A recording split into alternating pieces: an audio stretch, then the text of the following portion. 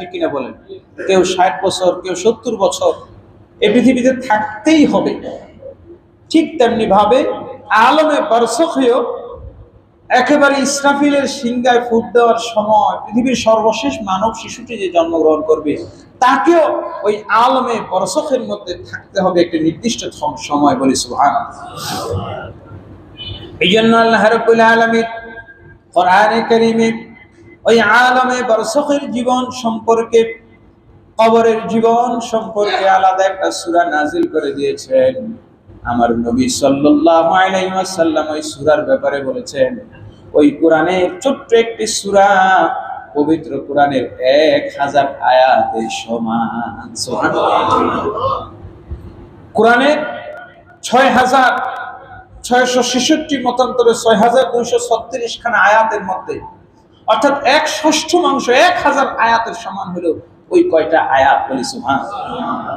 সে আয়াতগুলো হলো আল্লাহ বলছেন, আলহাকুমুত তাকাসুরু হাত্তা, সকলে পড়েন, আলহাকুমুত তাকাসুর হাত্তা সুরতুমুল মাকাবির কাল্লা সাওফা তা'লামুনা সুম্মা কাল্লা সাওফা তা'লামুন كلا لو تعلمون علم اليقين لترون الجحيم ثم لترونها عين اليقين ثم لتسألن يومئذ عن النعيم। জোরে জোরে বলি সুবহানাল্লাহ।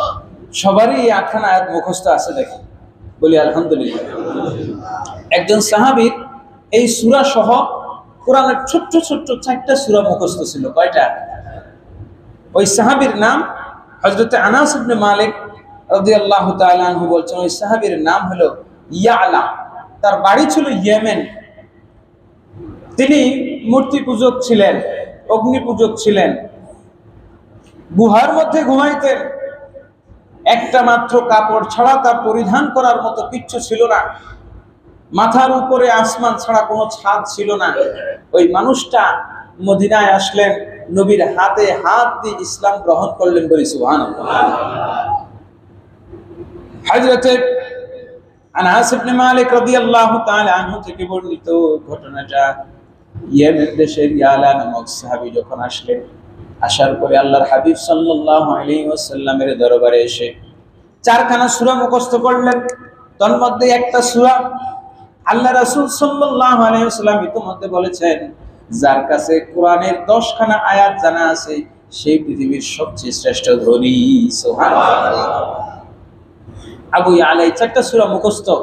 আল্লাহর হাবিব সাল্লাল্লাহু আলাইহি ওয়াসাল্লাম বলেন যে, আমার উম্মতের জন্য আমি আল্লাহর পক্ষ থেকে যেই নিয়ামত নিয়ে এসেছি কোরআন, এই কোরআন যার মধ্যে আছে সে পৃথিবীর সবচেয়ে মুনঈম ব্যক্তি, শ্রেষ্ঠ সম্পদশালী ব্যক্তি, বলি সুবহানাল্লাহ। সাহাবী বললেন, ইয়া রাসূলুল্লাহ, আপনার একটা সুন্নাহ হলো বিয়ে করা, আমি বিয়ে করতে চাই। আল্লাহর হাবিব বললেন, বিয়ে করার জন্য তো দেন মোহর প্রযোজ্য। এটি আল্লাহ নিজেই বলেছেন কোরআনের মধ্যে, ওয়ানকিহুল আয়ামা মিনকুম ওয়াস-সালিহিনা মিন আবাদিকুম। এরপরে সূরা নিসার মধ্যে আল্লাহ বলছেন, ওয়া আতুন নিসাআ সাদাকাতিহিন্না নিহলা, তোমরা নারীদেরকে বিয়ে করার সময় তাদেরকে সাদাকা দাও, অর্থাৎ নির্দিষ্ট দেন মোহর দাও। তোমার কাছে কি আছে? সাহাবী বলেন, ইয়া রাসূলুল্লাহ, দুনিয়ার কোনো সম্পদ নাই, আপনার ফরমান অনুযায়ী, আপনার হাদিস অনুযায়ী এই পৃথিবীর সর্বশ্রেষ্ঠ সম্পদ আমার কাছে কোরআনের 4টি সূরা আছে। আমি এই সূরার কারণে আমি মনে করি আল্লাহ আমাকে শ্রেষ্ঠ সম্পদ দিয়েছেন, সম্পদশালী করেছেন, বলে সুবহানাল্লাহ। আমি ওই সম্পদ দিয়ে বিয়ে করতে চাই।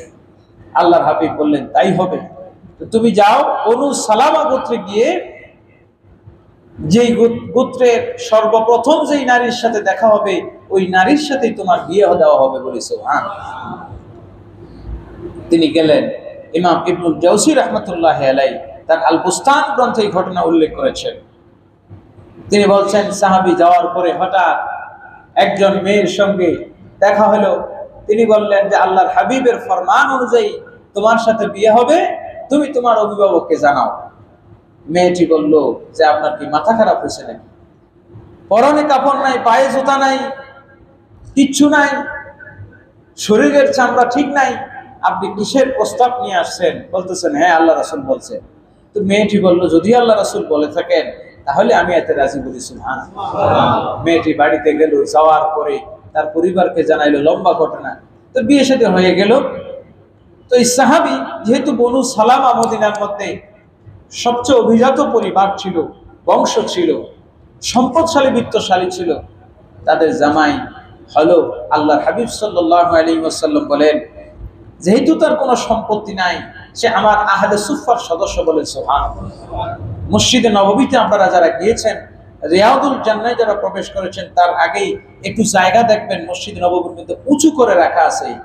এই জায়গাটুকু উঁচু কেন? এই জায়গাটুকু উঁচু এই জন্য যে মসজিদে নববীতে দুইটা জায়গা উঁচু জায়গা। একটা হলো মিম্বর, ইমাম সাহেবের জন্য মিম্বর, এটা সিঁড়ি আছে এখন 11টা। আরেকটা উঁচু জায়গা আছে আপনারা দেখেছেন, সেটা হলো মুয়াজ্জিনের জন্য যে জায়গাটুকু রাখা আছে, সেই জায়গাটুকু সবচেয়ে উঁচু। বলে সুবহানাল্লাহ।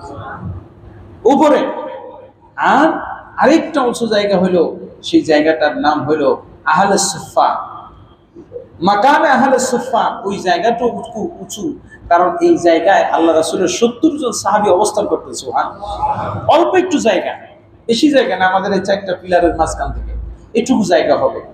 আপনারা অনেকেই দেখেছেন। এই জায়গাটুকুর মূল্য কি জানেন? এই জায়গাটুকু কেন উঁচু করে রাখা?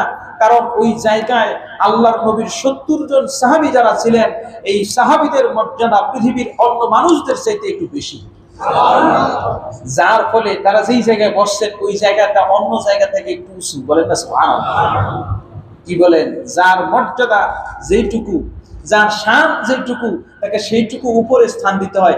জান্নাতের মধ্যে আল্লাহ পাক এভাবে উঁচু নিচু স্থান দিবেন। সুবহানাল্লাহ।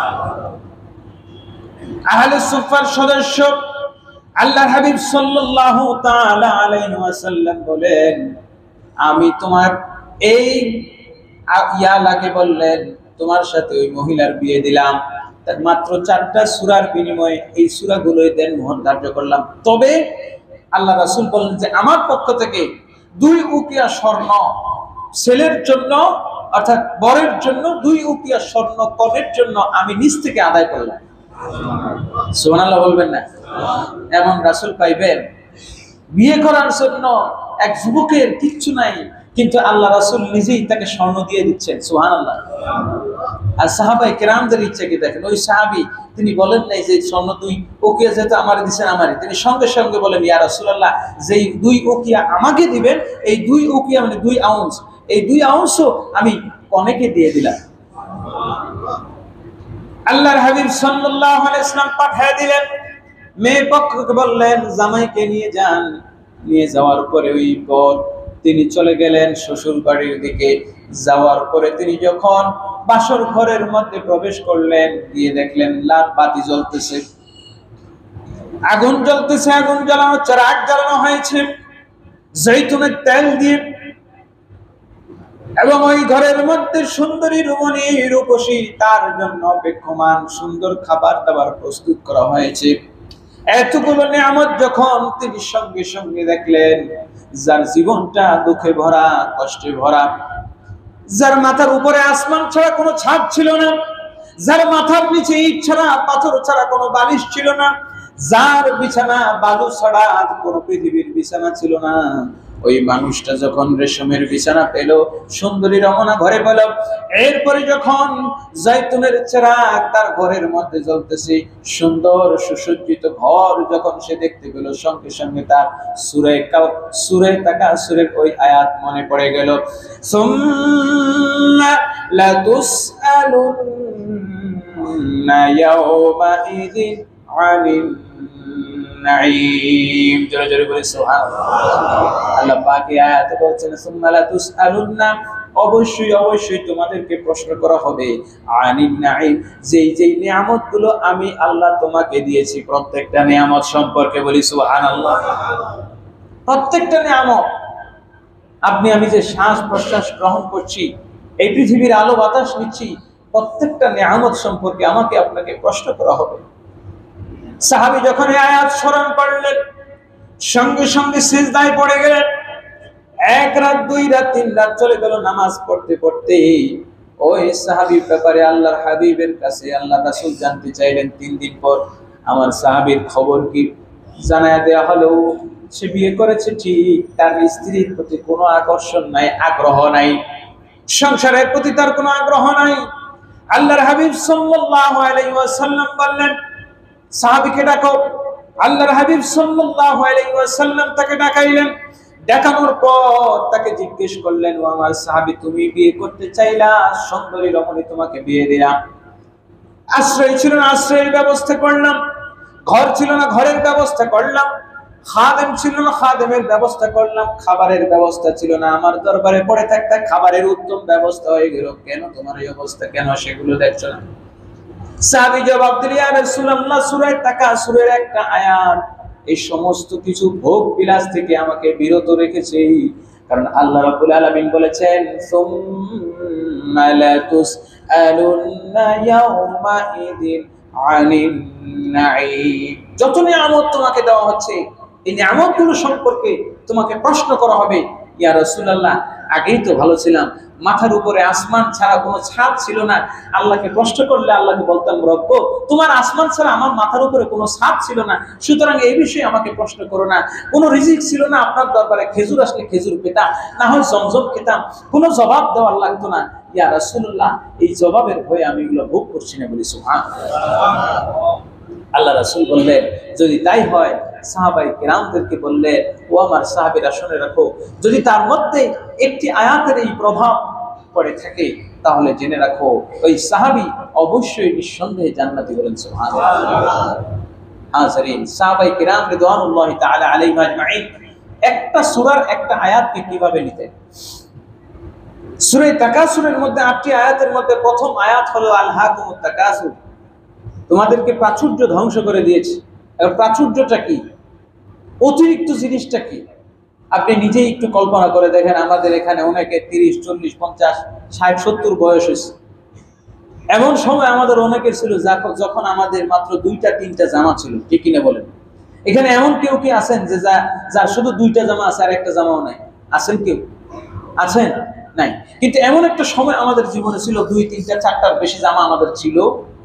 এখন যখন জামা আপনার 6টা 7টা 10টা 15টা 20টা 40টা 50টা শার্ট পাঞ্জাবি হয়েছে, যখন জুমার দিন আপনি আসবেন তখন অন্তত 5টা মিনিট সময় লাগে যে আজকে কোন জামাটা পরবো। বলেন, সময় যায় কি যায় না? নষ্ট হয় কি না? আপনার এই জামা কোনটা পরবো এর জন্য আপনার সময় নষ্ট হইতো। একটা সময় এরকম আমাদের ছিল যে 2টা জামা ছিল, একটা ধুয়ে দিয়েছে, একটা পরবো, শেষ, কোনো সিদ্ধান্ত নেওয়া লাগতো না। হাজরিন, প্রাচুর্য। আপনার ফ্রিজের মধ্যে যখন অনেক মাছ মাংস থাকবে, আপনার স্ত্রী এসে জিজ্ঞেস করবে যে আজকে কি রান্না করবো। এ নিয়ে চিন্তা গবেষণা করতে করতে, পরামর্শ আলোচনা করতে করতে, রান্না করার আগে আবার 1 ঘন্টা লাগে রাঁধতে, 2 ঘন্টা লাগবে পরামর্শ করতে। লাউ দিয়ে চিংড়ি দিয়ে রান্না করবে নাকি লাউ দিয়ে পোস্ত দিয়ে রান্না করবে, ঠিক কিনা?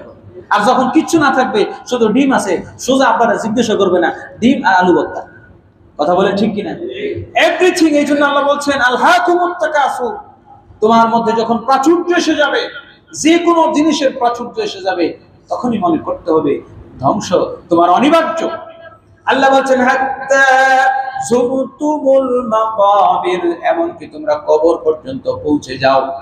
এই কবরটা কি? কবর হলো এমন ঘর, ভূমিকম্পে আমাদের হৃদয়গুলো কম্পমান। কত শুক্রবার সকালবেলা যখন ভূমিকম্প হলো, এই ভূমিকম্পর কম্পনটা শুধুমাত্র আমাদের দেহের মধ্যে, বাড়ির মধ্যে হয় নাই, এই কম্পনটা হৃদয়ের মধ্যে হয়েছে, ঠিক কিনা বলেন? আমার ছোট্ট একটা বাচ্চা আছে, আমি মসজিদে আসার জন্য রওনা করছি, তখন দাঁড়ানো অবস্থায় মোটরসাইকেলে হেলমেট টেলমেট করছি, রওনা দিয়েছি। ছোট বাচ্চাটা, সে তো ভূমিকম্প কি সে বুঝে না, 1-1.5 বছরের বাচ্চা, সে তো বুঝার কথা না। বিল্ডিং কাঁপতেছে, আমাকে বিদায় দেওয়ার জন্য সবাই দরজার সামনে রেডি, বিল্ডিং কাঁপতেছে। তা আমি দেখলাম বিল্ডিংটা যেটুকু না কাঁপে, তার সাথে বেশি ছোট বাচ্চাটা কাঁপতেছে। সুবহানাল্লাহ। এই বাচ্চার মধ্যে, তার মধ্যে কম্পনটা সৃষ্টি করেছেন কে? জমিনটা যখন প্রকম্পিত হয়, এই জমিনটা শুধু বলেছি তখনই কাঁপে না, এই জমিনটা আপনাকে কাঁপিয়ে দিয়ে জানায় দিচ্ছে, মানুষ তুমি জোরে গাড়ি চালাও আর জোরে পা ফেলে জমিনে চলো, এই কম্পনটা শুধু একটু দেখেছো, আমার পেটের ভিতর আসো, এমন কম্পন দেব তোমার ডান দিকের হাড় বাম দিকে চলে যাবে। হযরত বারা ইবনে আযিব রাদিয়াল্লাহু তাআলা আনহুর হাদিস মিশকাত শরীফের মধ্যে আসছে। হযরত সাদ বিন মুআয রাদিয়াল্লাহু তাআলা আনহু প্রিয় নবীর একজন প্রিয় সাহাবী, যার ব্যাপারে আল্লাহ রাসূল বলেছেন কুমু ইলা সাইয়্যিদিকুম, তোমরা তোমাদের নেতার সম্মানে দাঁড়াও। হযরত সাদ রাদিয়াল্লাহু তাআলা আনহু তিনি যখন ইন্তেকাল করলেন, আল্লাহর হাবিব সাল্লাল্লাহু তাআলা আলাইহি ওয়াসাল্লাম তার কাফন দাফনের জন্য অপেক্ষা করলেন। গোসল দেওয়া হলো, জানাজা পড়ানো হলো, তাকে দাফন করানো হবে। কবর খোঁড়া হলো, কবর খোঁড়ার পরে আল্লাহর হাবিব সাল্লাল্লাহু তাআলা আলাইহি ওয়াসাল্লাম নিজে তাকে দাফন করলেন। দাফন করার পর প্রিয় নবী সাল্লাল্লাহু তাআলা আলাইহি ওয়াসাল্লাম তার কবরের পাশে দাঁড়ায় রইলেন। দাঁড়ায় আছেন আল্লাহর হাবিব সাল্লাল্লাহু তাআলা আলাইহি ওয়াসাল্লাম তার প্রিয় সাহাবীর কাছে, কবরের কাছে। নবী সাল্লাল্লাহু আলাইহি ওয়াসাল্লামের সাহাবী বারা ইবনে আযিব বলতেছে, আল্লাহর হাবিব সাল্লাল্লাহু আলাইহি ওয়াসাল্লাম সাদকে কবরে রেখে তিনি চলে আসেন নাই। ও দুনিয়ার মানুষ, আমি আপনি আপনার মা বাবাকে কবরে রেখে সঙ্গে সঙ্গে চলে আসি। আল্লাহ রাসূল বলেন, ইদা উদিয়াল মাইয়িতা ফি কবরিহি ফাইন্নাহু ইয়াসমাউ করআন আলিহিম, কবরে যারা রেখে যখন চলে যায়, যাওয়ার সময় তাদের জুতার আওয়াজ ওই মৃত ব্যক্তি শুনতে পায়। এই রাস্তার ওপারে যতগুলো কবর আছে, এই মানুষগুলো চিৎকার করে বলছে, এই মসজিদে আমিও নামাজ পড়তাম, মুসল্লিরা যখন হেঁটে এদিকে আসে চাতক পাখির মতো তাকায়া থাকি। অনেক মানুষ আছেন জুমার নামাজের পর কবর জিয়ারত করেন, প্রতি সপ্তাহে সময় পাইলে বাবার কবরের পাশে যান, বাবার কবরে একটু দোয়া করেন। কিন্তু একটা দিন চিন্তা করেন, যেদিন আপনার কোনো বিয়ের দাওয়াত কিংবা কোনো অনুষ্ঠানের দাওয়াত থাকে, যার ফলে আপনি বাবার কবরে যাইতে পারেন নাই, আপনার নিজের কাছে কেমন লাগবে যখন আপনার ছেলেটা বিদেশ থেকে এসে আপনার সঙ্গে দেখা না করে আগে শ্বশুর বাড়ি যায়? ভালো লাগবে? বলেন, কার কাছে ভালো লাগবে? আপনার বাসায় না উঠে আপনার সাথে দেখা না করে আগে শ্বশুর শাশুড়ির সাথে দেখা করতে গেছে। ঠিক তদ্রূপ মৃত ব্যক্তি কবরের মধ্যে এইভাবে থাকে। আল্লাহ রাসূল সাল্লাল্লাহু আলাইহি ওয়াসাল্লাম সাদকে কবরে রেখে, বুখারী মুসলিমের হাদিস, রেখে আল্লাহ রাসূল দাঁড়িয়ে রইলেন। হযরত বারা ইবনে আযিব রাদিয়াল্লাহু তাআলা আনহু বলছেন, ফাসাব্বাহা তাসবিহান তাওয়ীলা, আল্লাহ রাসূল দীর্ঘ সময় তাসবিহ পড়লেন। ওয়া কাব্বারা, এরপরে দীর্ঘ সময় তাকবীর পড়লেন। এরপরে চোখের পানি ছেড়ে আল্লাহর দরবারে সাদের জন্য দোয়া করলেন, হে আল্লাহ, আপনি সাদের কবরটাকে তার দৃষ্টিসীমার শেষ প্রান্ত পর্যন্ত প্রশস্ত করে দেন। বলি সুবহানাল্লাহ। বারা ইবনে আযিব বলতেছেন, নবী সাল্লাল্লাহু আলাইহি ওয়াসাল্লাম এমন কাতর কণ্ঠে সাদের জন্য দোয়া করলেন, দীর্ঘ সময় দাঁড়িয়ে থাকলেন, তাসবিহ তাহলিল পড়লেন, তাকবীর পড়লেন। কেউ কারণ জিজ্ঞেস করার সাহস হলো না। হযরত ওমর রাদিয়াল্লাহু তাআলা আনহু তিনি থাকতে পারলেন না, প্রশ্ন করে বসলেন, ইয়া রাসূলুল্লাহ, ইয়া হাবিবাল্লাহ, আপনি এই কবরে এতক্ষণ দাঁড়িয়ে থাকলেন, এতক্ষণ কখনো কোনো কবরের পাশে দাঁড়াইতে আপনাকে দেখি নাই, কারণটা কি? আল্লাহ রাসূল সাল্লাল্লাহু আলাইহি ওয়াসাল্লাম বলেন, ও আমার সাহাবারা, শুনো শুনো, তোমরা ইস্তাঈযু বিল্লাহি মিন ফিতনাতিল কবর, তোমরা কবরের ফিতনা থেকে আল্লাহর কাছে পানাহ চাও। যদি কেউ কবরের ফিতনা থেকে, কবরের চাপ থেকে, কবরের প্রেসার থেকে, কবরের আযাব থেকে, ফিতনা থেকে কেউ যদি রক্ষা পেত, তাহলে আমার সাদ সবার আগে কবরের ফিতনা থেকে রক্ষা পেত। বলি সুবহানাল্লাহ। আর জোরে বলেন না সুবহানাল্লাহ। সাদ রাদিয়াল্লাহু তাআলা আনহু আল্লাহর নবীর এত একজন প্রিয় সাহাবী ছিলেন, তাকে যদি কবরে চাপ দিতে পারে, তাহলে আমাকে আপনাকে কবর কেমন সমাদর করবে একটু চিন্তা করে দেখেন। কেমন আদর করবে কবর? প্রতিদিন 5 বার মানুষকে ডেকে 3টা কথা বলে। কয়টা কথা? 3টা কথা। একটা হলো কবর বান্দাকে ডেকে বলে, ও আল্লাহর বান্দা শোনো, আমার পিঠের উপরে তুমি বিশাল বিশাল পিলার ঢুকাইয়া, বিশাল বিশাল পাথরের পিলার ঢুকাইয়া বিশাল বিশাল পাহাড় সম বিল্ডিং ভবন তুমি বানাও, আমি কিচ্ছু বলি না। বেকো মেশিন দিয়ে বিশাল বিশাল গর্ত করে বড় বড় পাইপ ঢুকায় তোমার হাঁটার জন্য, গাড়ি চালানোর জন্য রাস্তা করো, আমি মাটি কিচ্ছু বলি না।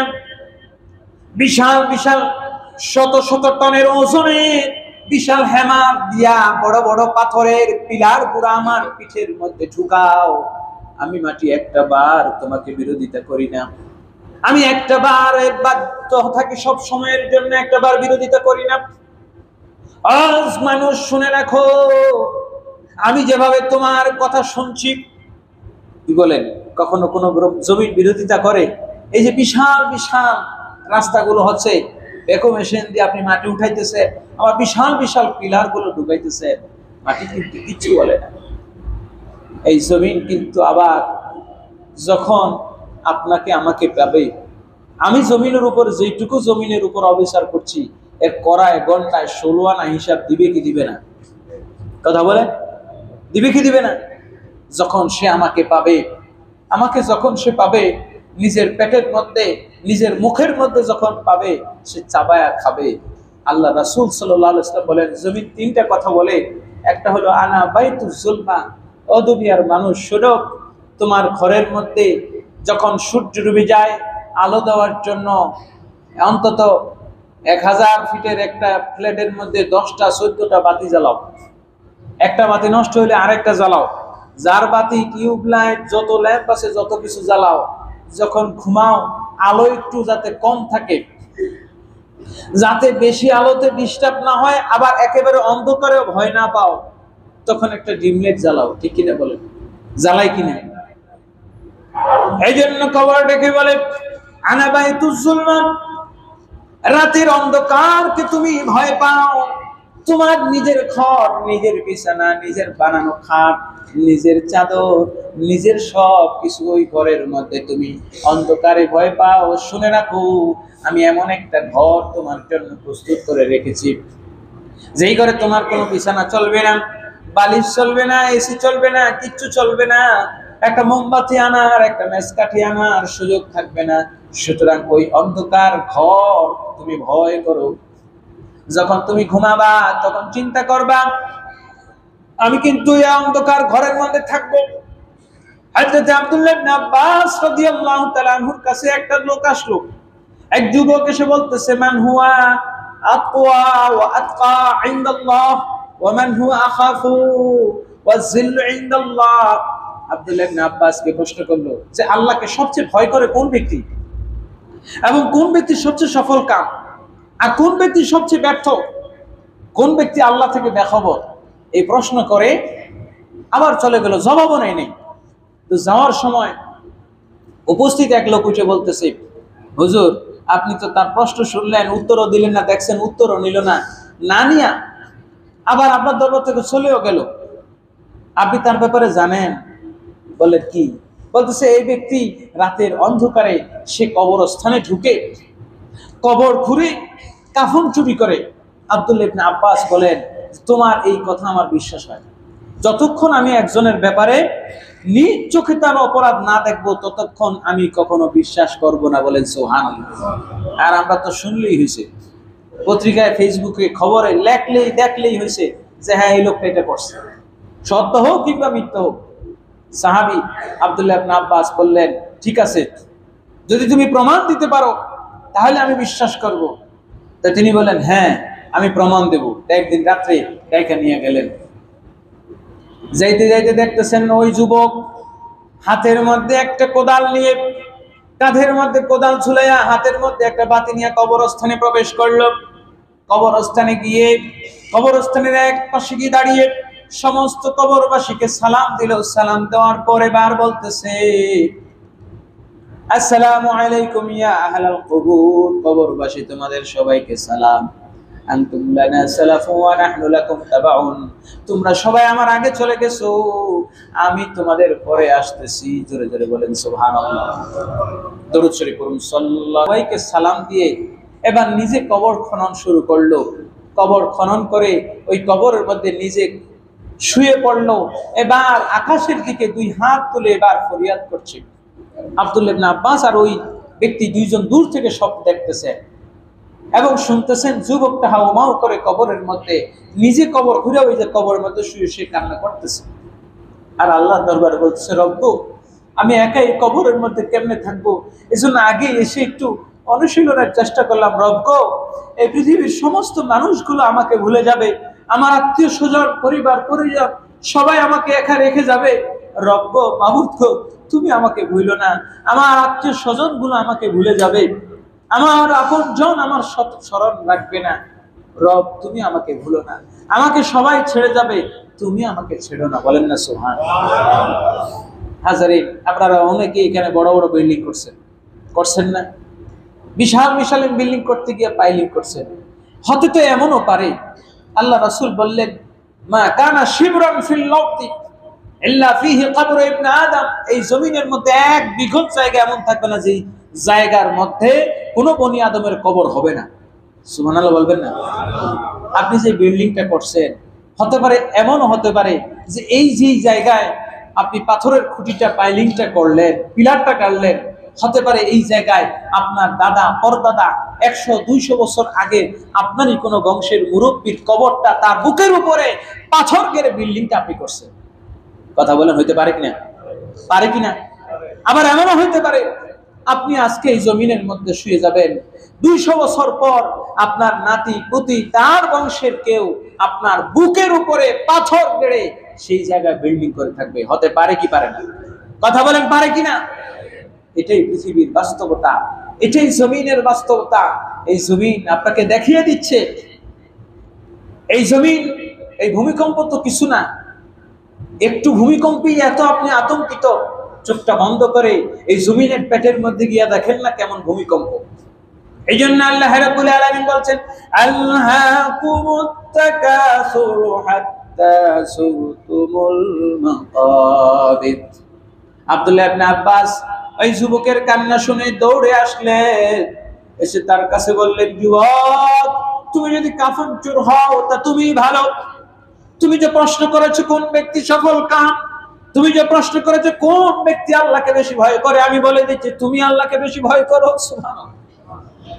আমি বলে দিচ্ছি তুমি প্রশ্ন করেছো কোন ব্যক্তি সফল কাম, আমি বলে দিচ্ছি তুমি সফল কাম যেই সময় এই বস্তার প্রত্যেকটা মানুষ নিজের বিছানায় ঘুমিয়ে আছে, ওই সময় নিজে কবর খনন করে তুমি নিজে কবরে আগে ঘুমিয়ে গেছো। বলে সুবহানাল্লাহ। দুনিয়ার মানুষ, কবর হলো সবচেয়ে বড় বাস্তবতা, বাস্তব ঠিকানা। কবর হলো সবচেয়ে বাস্তব উদাহরণ, সবচেয়ে জ্বলন্ত উদাহরণ, সবচেয়ে বড় ওয়াজ।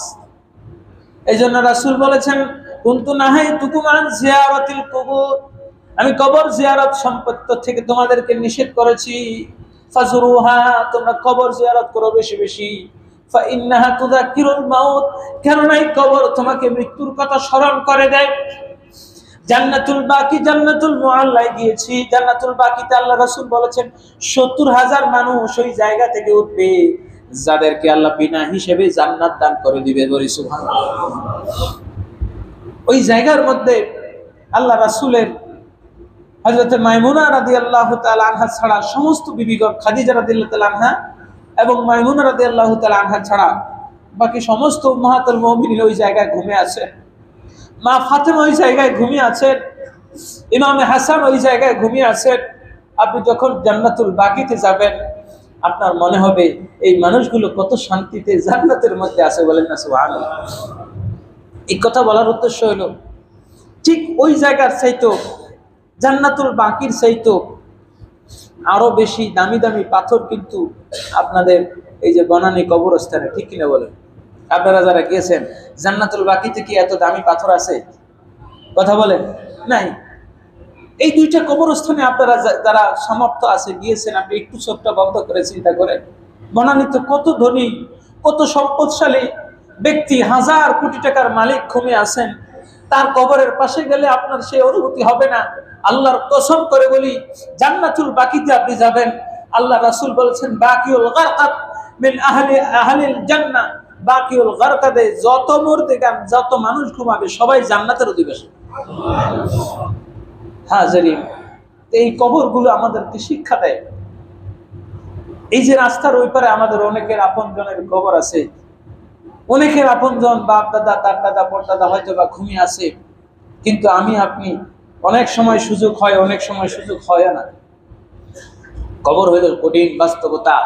আপনি আমি যখন কবরে যাব, এই ভূমিকম্প, দুনিয়ার ভূমিকম্প কিছুই না। কবর ডান দিক থেকে যখন চাপ দিবে, এই ডান দিকের হাড্ডিগুলো বাম দিকে নিয়ে যাবে। নবীর সাহাবী হযরত সাআদ রাদিয়াল্লাহু তাআলা আনহুকে যদি কবর চাপ দিতে পারে, তো আমি আপনি কে? সেই কবরের সামান নিয়ে যেতে হবে, কবরের প্রস্তুতি নিয়ে যেতে হবে। কবরের প্রস্তুতি সম্পর্কে দুইটা ঘটনা বলে শেষ করব।